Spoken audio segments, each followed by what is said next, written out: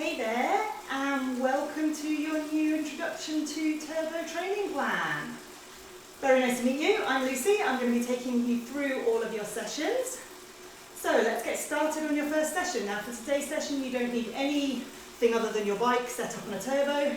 Don't need any data, don't need anything to be recording anything. I'll be cueing you on how it should feel, and we're just going to be doing based on how hard it feels in terms of your own perception of that. So no data needed. So let's get started. So pedaling, nice and easy. If you imagine a scale of 1 through to 10, I just want you at 3 on that scale. So really, really easy, hardly working at all, just beginning to get the heart rate up. Breathing's getting a tiny bit faster, but really no effort at all. Just beginning to warm up.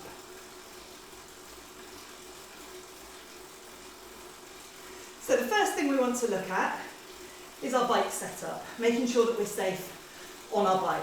And you may well be somebody who's been cycling outside for ages, but you're new to turbo. And even if you've got a lot of experience cycling outside, I would say you need to be extra careful on your bike setup once you get on a turbo. When you're cycling inside, you're not stopping at traffic lights, you're not shifting around as you navigate around on the road, you're not freewheeling as you go down the hills or whatever. It's constant motion, so you're going to be putting in 70 plus pedal strokes per minute for however long you're on the bike, and that's going to add up to some significant potential for damage if there's anything wrong in your bike setup. So it's important to make sure we've got the bike set up well to minimise that chance of injury. So first things we want to think about, if you just stop pedaling for a second, take one leg down to the bottom. So if you imagine a clock face, that foot's down at 6 o'clock, right down at the bottom. This knee here, I want a comfortable bend. So it's not a big bend, it's almost straight, but there's just a bit of flex there. If not, then you need to take the saddle up or down accordingly. From there, we're putting our feet level with each other. So again, imagining that clock face, we've got 3 o'clock, 9 o'clock, both feet level. And from there, I'm looking at the front of my knee, down to the axle of the pedal. The axle of the pedal is the bit that you can just see poking through where the pedal goes through. And I want that to be in about a straight line. Again, everybody's different. Your bike might be slightly differently set up, so you might need to tweak things, but that's what we're looking for. So particularly, we don't want the knee to be too far forwards. Then as we push down, we're going to be putting a lot of pressure through that knee, which can lead to injury. The next thing we look at is the handlebars. Now that's going to be more personal preference. If you're training for a race, if you want to be able to go very fast outside, you want to be fairly low on those handlebars. If you're just cycling for comfort and for enjoyment, you probably have the handlebars a little bit higher. That, as I say, is very much personal preference, and never, if you are changing something, I would always change it by degrees rather than going from right up here to right down there or whatever. I've got aerobars on my bike. You absolutely don't need them at all, and I've got drops as well. Again, not essential. I would say while you're on the turbo, just move around the different positions that are available for you, partly just to be changing position regularly, but also to be finding what works for you. One more thing to say, if you're used to going to spin classes, people often come into the spin class and they do this thing where they put their elbow there and their hand there. That is absolutely, in a spin class or on your bike, not an appropriate way to set up the bike, because then all you're doing is worrying about the distance of the handlebars to the saddle. What is most important is the saddle and its starting point relative to your legs and everything. So you start from the saddle. By all means, once you start from the saddle, you can do this if you want. Personally, I just go on comfort, but it shouldn't be just about that distance there. This is the important starting point. Then we work from there to adjust the handlebars. Now, obviously on a spin bike or something, you can take the handlebars relatively easy, forwards and backwards. On your own bike, less so. If you needed to move it, then you'd need to get a different stem here, which is a whole much more complicated change. But for now, I would say prioritise the saddle, make sure that's in a good position. Okay, so back to pedaling again. Just in terms of your turbo setup itself, obviously you want to make sure that the bike is firmly anchored into the turbo. There's lots of different turbo formats, so you might be on an exercise bike or whatever, but make sure the bike is firmly into the turbo. And then make sure whatever you're on is firm on the ground, so nice and stable. You don't want too much rocking, on an uneven floor. In terms of trying to minimise noise, if you've got neighbours or other people in the house or whatever, putting a mat down can help.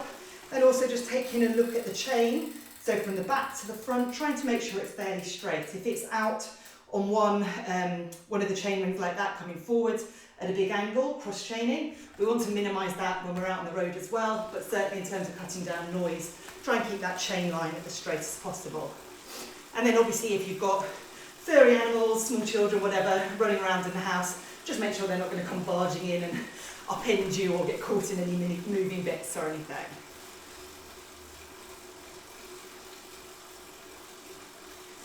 So now we're going to take it up, working just a tiny bit harder. So on that scale from 1 to 10, we're up to 4 out of 10 now. So still really not working hard. Still, if you were with somebody else, you could chat along, conversational pace, not working hard, but you know that you're doing a little bit more exercise now.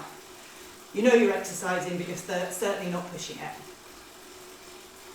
So now we're going to think about our position on the bike. So we're going to walk through our body, just checking in through the body as we go. So starting from the top, making sure that our neck is comfortable, making sure we're not hanging down like this, keeping it nice and aligned, making sure there's no tension through the jaw, so just get rid of any tension in the jaw, give it a good work around. Then getting rid of any tension in the shoulders, so give them a roll forwards and backwards. You can sit up and do that if you prefer. And then imagine you've got a grapefruit sitting on each shoulder, and make sure you keep that grapefruit, or space for that grapefruit, between your shoulder through to your ear. So don't let the shoulders start to hunch up as you go forward. Keep that space for a grapefruit on each shoulder. Working down the body, through to your core, keeping the core engaged. That doesn't mean tensing it, it's not like we're doing sit-ups or anything. Just means that it's gently working. So we should be able to, as we're cycling, take one hand, then try both hands. Having a bit faster there, but we've got that support there. So the core or the stomach muscles are engaged, but they're certainly not working hard. We don't want to have any tension down here. We want to be able to digest our food. We want to be relaxed. In terms of the spine again, keeping it fairly straight. So trying to avoid going really rounded or really arched like that. Imagining a straight line through from the top of your head down to your bum, keeping it all in a fairly straight line. Elbows relaxed. We don't want our elbows locked out, particularly because when we get out onto the roads, our elbows are our shock absorbers. As we go over the bumps, we don't want them locked out because they need to just be able to absorb any contours, any moves in the road. Anchoring our sit bones to the saddle, keeping nice and still and stable. Those are our points of contact with the bike, and they should be the things that anchor us to the bike. So making sure that as we pedal, we're not bobbing up and down. It's not going to be very comfortable. So keep those sit bones anchored nice and firmly to the bike. As we work down the body, this is where the power is coming in, through our legs, but we don't want to be overly tensing them. We want a nice fluid pedal stroke. If you're feeling any tension, particularly any tension in the lower leg, if you feel like you're mashing through, really working through with the lower leg, visualise making circles with the knees rather than with the feet. And now as we're on the knees, take a look down and see which direction they're pointing. So they should both be pointing straight ahead. Often we'll find the knee starts to collapse in, maybe even brushing against the top tube there. That could be to do with any manner of things. Could be a size setup, could be a setup if you've got cleats on, but often it's to do with weakness in our glutes here. The glutes that are responsible just for helping to pull that knee out, keep it straight rather than allowing it to collapse in. So that's where your strength and conditioning really comes in to stabilise.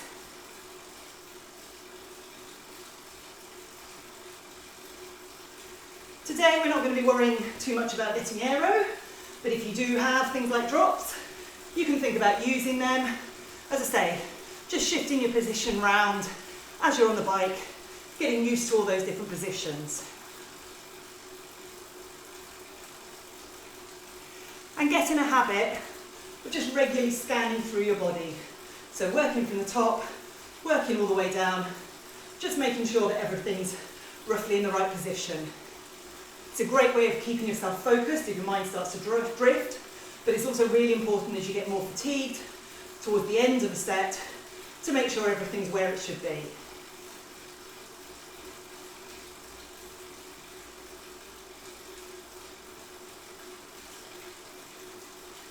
So, taking it up again, I'm adding on a little bit more resistance with my gears there. Depending on where you're at, you could just go faster with your legs. We're not worrying too much about how we're achieving the changes today. We'll talk more about that in future weeks. But for now, just working that bit harder. So if we're on that scale, we're up to 5 out of 10.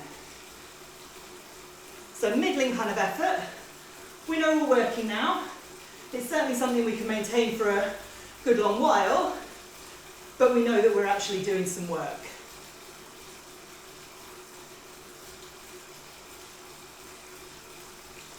And to talk about intensity a bit more now.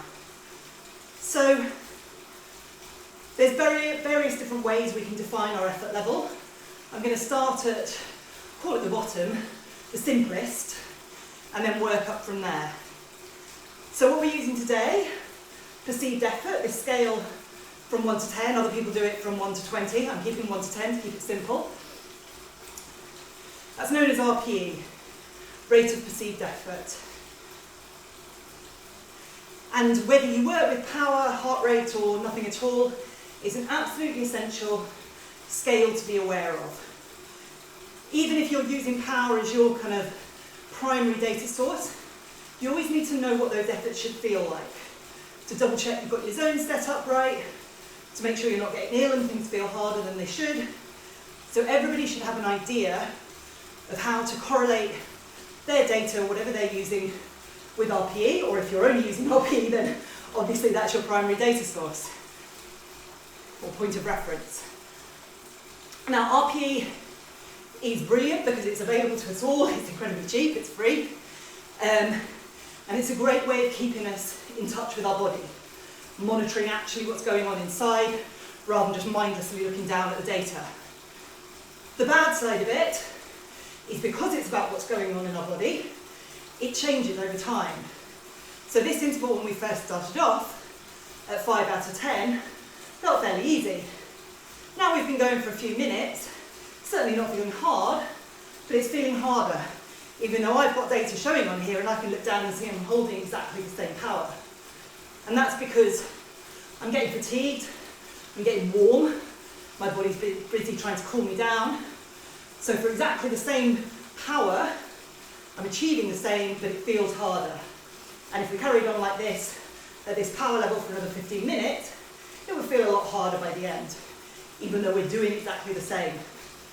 So you'll find in my plans, when I talk about perceived effort for some of the longer intervals and the more precise intervals, I'll talk about they should feel like this overall, but they'll start off feeling like this, and they'll go up to feeling like that, to deal with the fact that it will change over time. What you don't want to do is start that effort too hard and then either find it gets harder and harder over time, or that you keep it feeling the same amount of effort, but actually your power's drifting down as you go on.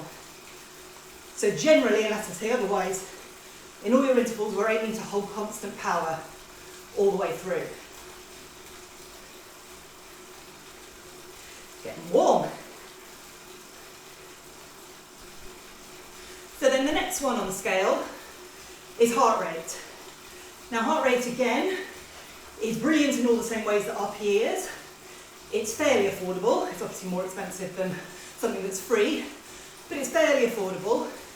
It's really good at keeping us in contact with our body. Heart rate is very definitely responding to how hard we're working to achieve that effort.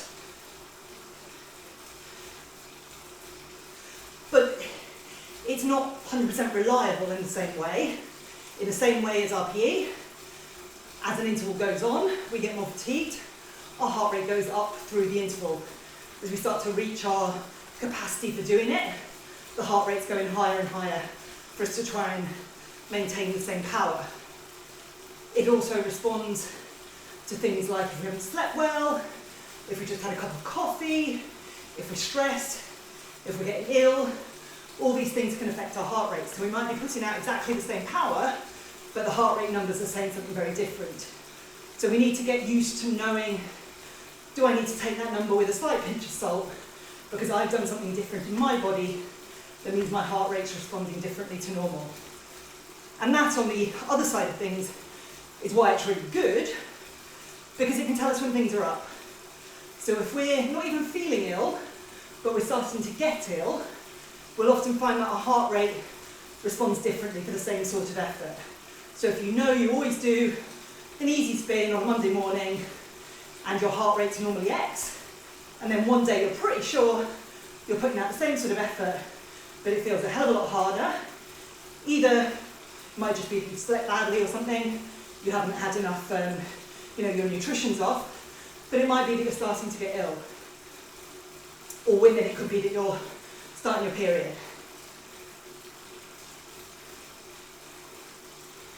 So heart rate can tell us if there's something up inside that's affecting the power that we can put out.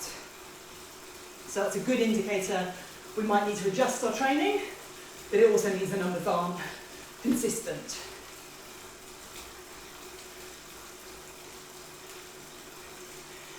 Then next up, we have power. So power is the gold standard. Power is what the pro teams will be using, or a lot of them, not all of them, both to monitor their racing, but also in their training. And power can either come from your turbo, smart turbo, or it could be a power meter on the bike. If you haven't got either, but you're thinking of getting them, personally, I would get I'd get a power meter that fits to the bike and keep a dumb, non-intelligent, non-smart trainer, because that power meter you can then use when you train outside, which is absolutely brilliant for setting effort, doing your training outside. Whereas the power meter within the turbo trainer, great for doing all the interactive stuff, you can ride on Zwift, all of that, but you're constrained to training inside for that data.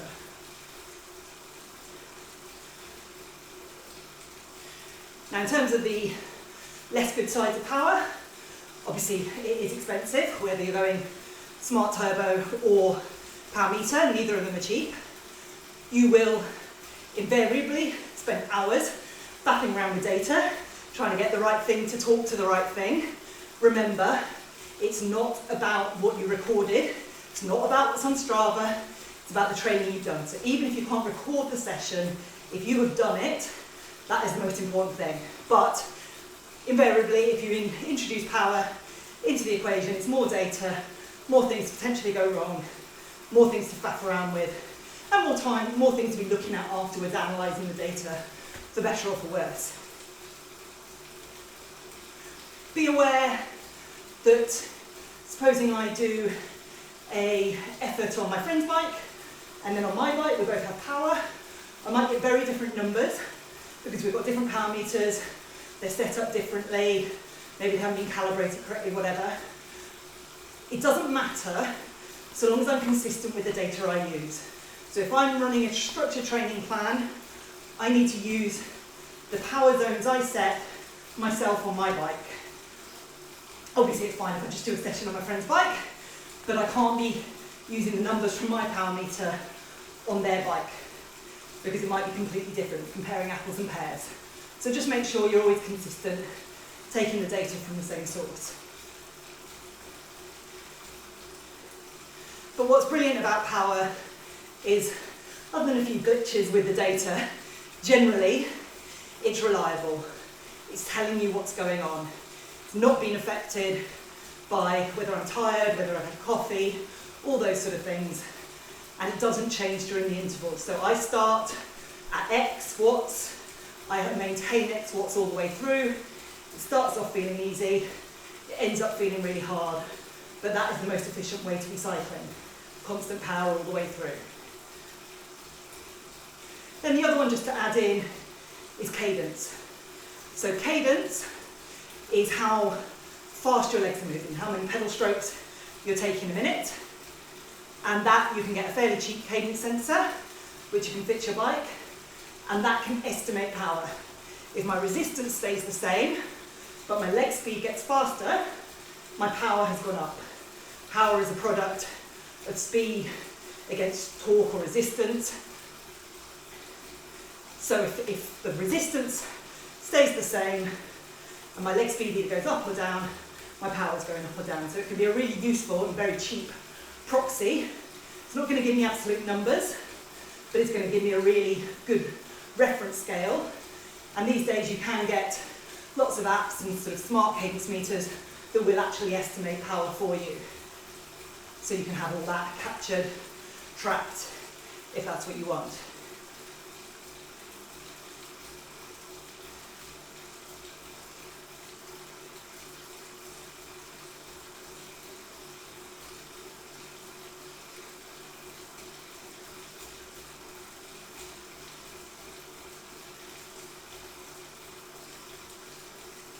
Now, I'm not going to talk you through, while we're on the bike, how you're going to set up your training zones. If you're using heart rate or power, you will need to set up training zones so that you know when I say you should be working this hard, or when the training plan says you should be working this hard, you need to know what that means for you. So I'm never going to say work at 95 watts, because 95 watts for person A and person B is completely different based on their level of fitness. What I'm going to say is work at 70% of your threshold. For one person that might be 50 watts, for one person that might be 300 watts. That would be high, but so it's scalable, and that's what's brilliant about it. But it does mean you need to set up your zones. If you refer to the handout for this session, it's going to talk you through how to do that. It's too complicated to go over on the bike, you won't take it in, so look at the notes on there. Now, one thing to explain at this point, because this training plan is written specifically for the time that so many people are training inside during coronavirus, in terms of my training plans, I'm doing all I can to limit the potential for impact on your immunity. So I don't want you to be any more vulnerable to coronavirus due to doing this plan. Both because of the impact on yourself, but also obviously because if you get ill, the impact on the wider community. I think it's fair to say the jury is out as to whether more intense exercise or prolonged exercise can have a negative effect on immunity. Some people argue very strongly it does, some people argue very strongly it doesn't. My duty of care, as far as I'm concerned, is to not put you or the wider community at risk. And therefore in this plan, all of the intensity is sub-threshold, and I'll explain threshold in a second. It's sub-threshold, and none of the efforts are too long. And that's the approach I'm taking with all of my athletes, through to Ironman athletes, whatever. Because I don't want to put you at risk. I don't think it's worth it. For almost everybody, there's no races on the horizon, so we would be anyway in a base training phase. We don't need to be adding in that intensity yet, and it's certainly, I don't feel appropriate to add it in if it's potentially putting us at risk. Now, because of that, normally, if I was getting you to do this training plan, I would get you to do a sustained test, a 20-minute test, to set either your power or your heart rate training zones. But that would be a 20-minute effort where you work at max power, go as hard as you can for that 20 minutes. And according to my training guidelines during coronavirus, that's not appropriate. So instead, if you look at the handout, I'm giving you ways to estimate your heart rate training zones or your power training zones based on a threshold that will estimate, as I say, on these resources. Now, once you've set up those training zones,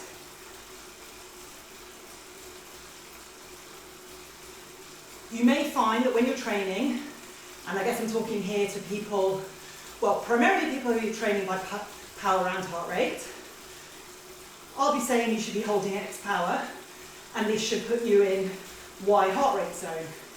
You may find that doesn't correlate. You may find if you're in power zone X, you're only in training zone Y in terms of heart rate. Don't worry. The numbers, A, as I said, are an estimate, and B, those heart rate training zones having mapped to the power training zones are based on averages, based on normal person on the street. Not everybody is the normal person on the street. So you may sit at one or other end of the scale and fall out of where you should be for that zone. It doesn't matter. If it happens one day and you're completely out of zone, that probably means, as I said earlier, you're getting ill or something.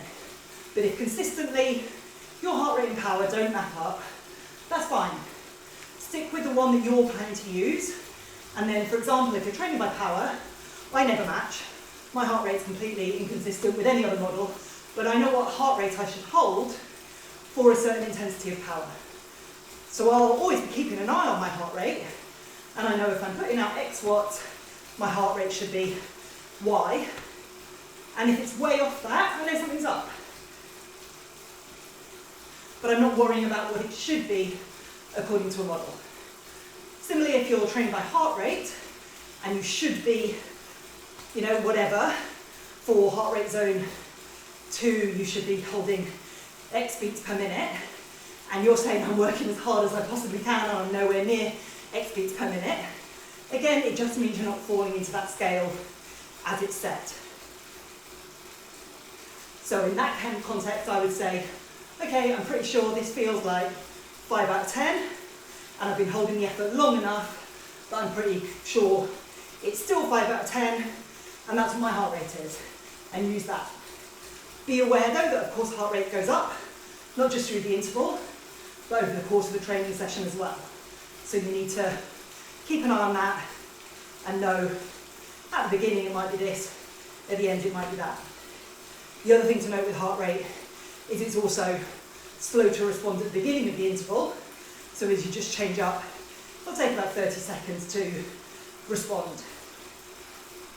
So never be looking at your heart rate and going, oh my god, it's still where it was, I need to work even harder, even harder.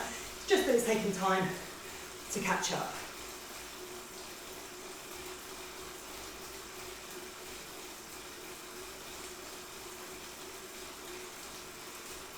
So, basic take-home message, know your numbers, work with them, but also be aware they'll change. The whole point of training is to get fitter.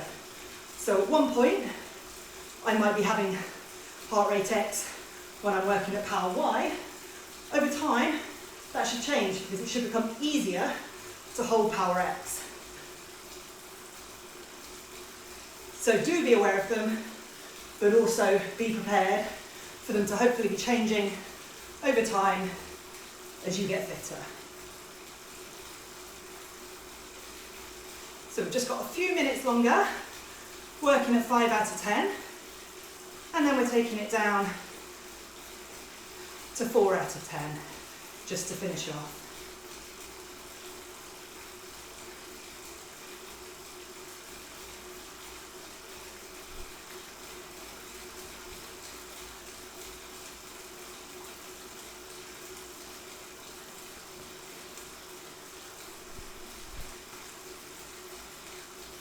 So, final things I wanted to talk you through.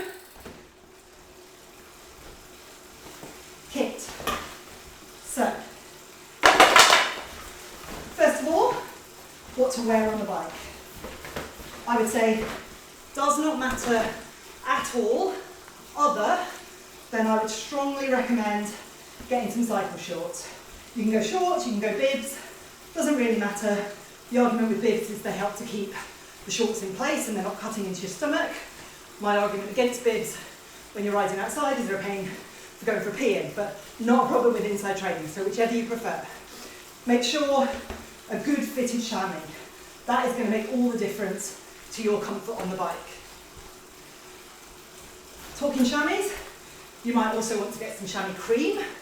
So this is cream that you apply down there, and it's going to help to prevent saddle sores. Or I also really like a tea tree cream. I might use it like a chamois cream. When I did a race, 7-day race across the Pyrenees, this is all I took. Used it as a chamois cream, but also apply it afterwards, just to help the recovery, to reduce the incidence of saddle sores. Saddle sores is where you get almost like a spot, micro-infection. The other way to reduce that is to get changed as soon as possible after training. Don't sit around in your sweaty clothes. That is very different to soft tissue damage or pain from an uncomfortable saddle. That's something we're going to talk about in a few weeks, but please, please, please, never put up with that sort of pain. It shouldn't be like that. There's ways of tweaking things. But for now, start off with that, getting a good chamois, a pair of shorts with a chamois. Don't wear underwear with your cycling shorts, and hopefully that's going to help. Okay, so let's take things back down, 4 out of 10, just for a few more minutes to finish. So other things, I would say I have a box with all the stuff that I'm going to use for my training. So things like a towel, one for me, then one for your bike. When you're training, you get sweaty. Sweat is corrosive. That's dripping onto your bike. It's really not going to do your bike any favours. I've got a special cover, but a towel is absolutely fine for that. So in my box, I have a towel, I have my heart rate monitor, extension leads, have the fan to hand, have a bottle of water, all the things that I'm going to need for my session. I also then have a bag on the bike with things like nutrition. I've got Allen keys to hand so that if I need to do any fixes to the bike, emergency nutrition. If I'm feeling just I need a few extra calories to get through the session, my favourite at the moment is jelly. I will talk through nutrition in more detail in the subsequent session. Electrolytes, so either pills, tablets that you take, or ones that you dissolve into water. And some headphones. So just so I can listen to music, or in your case, you might be listening to these sessions. I also tend to have a notebook to hand. When I'm doing my zone 2 easy spins, that's my kind of thinking about the day ahead time. So I'll just note down any thoughts, things I want to get done that day. And then if you're using a Garmin or something, then that to record and play the sessions. So I have all of that in a bag, lives on my bike or very near to the bike. If you have the luxury of being able to leave your bike set up when you're not training, brilliant. But those of you who don't have a lot of space, living with other people, you're probably clearing it away. But if you keep everything together, it means when you come to do your sessions, you can just get on and do them. Otherwise, you will find you come to do your session, you've allowed an hour or whatever it is to get the session done, and half an hour later you're still running around trying to find it. Or you've got on the bike, you've started the session, and then you realise you haven't got a bottle of water or whatever. So having all that stuff to hand in one place means you can get on the bike, you can get the session done. There's not that risk that you start trying to do the session and find you've run out of time before you've even started.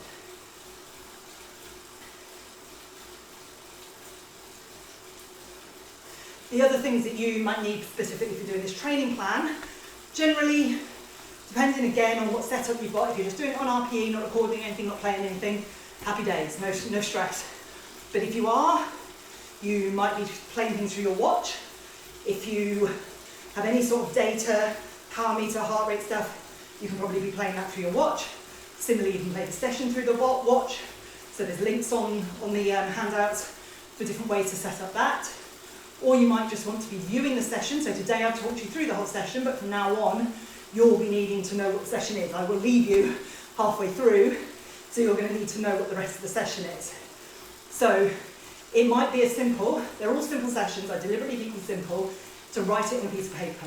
You know, it doesn't have to be fancy. If you just need to know what's coming up, write it out on a piece of paper, have a stopwatch.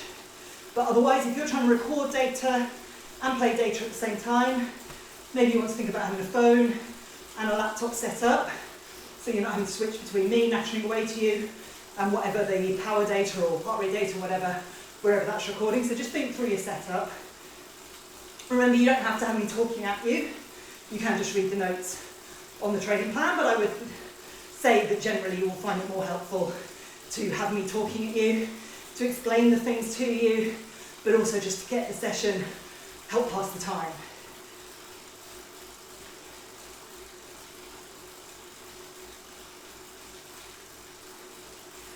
So also just to note on your training plan for today, you've also got a little structured session on there that you can use just to check if you are using things to record and play data, check everything's working. It's not a training session, I'm not expecting you to do it as a training session, may as well do it now while you've got everything set up, but it's just to check the data's working. Anyway, that is it for today. It's been good working out with you. I hope you're not as sweaty as I am. And I look forward to seeing you again for our second session together. So that is 35 minutes done. Good work, guys. And I'll see you again soon.